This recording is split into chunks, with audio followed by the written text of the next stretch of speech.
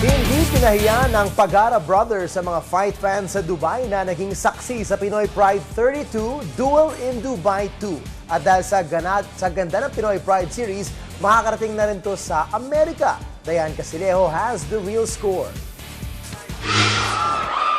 Sagupaan pa lang ni Jim Rex Haka sa Mexicanong si Pablo Montiel. Maingay na ang Pinoy fans sa Dubai World Trade Center. Palitan ng suntok sina Haka at Montiel.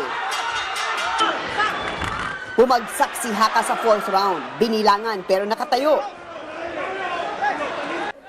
Sa mga sumunod na round, naka-recover si Haka at bumalik ang lakas. Dumoble ang power shots, lalo na sa round 8 gamit ang left hook.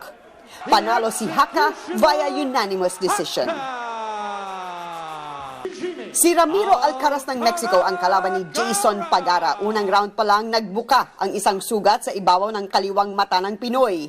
Unorthodox ang estilo ni Alcaraz pero palaban.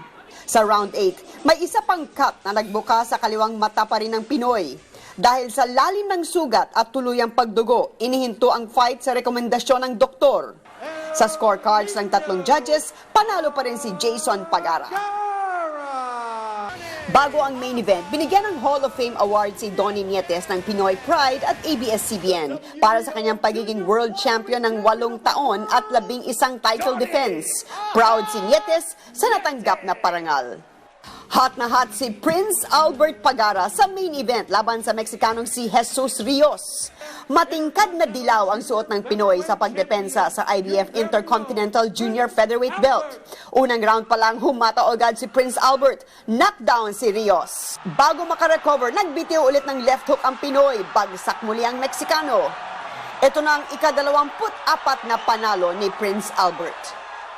Nakita ko yung yung galaw niya, yun hindi siya sumusuntok pero gusto ko nang knockoutin nga pero nakita ko yung open niya doon ko yun binabanatan.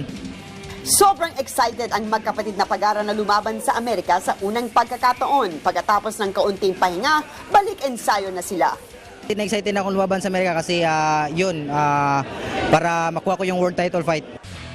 Ang fight card sa California, ang unang sabak ng Pinoy Pride Series sa Amerika. Dayan Casilejo, ABS-CBN News, Dubai.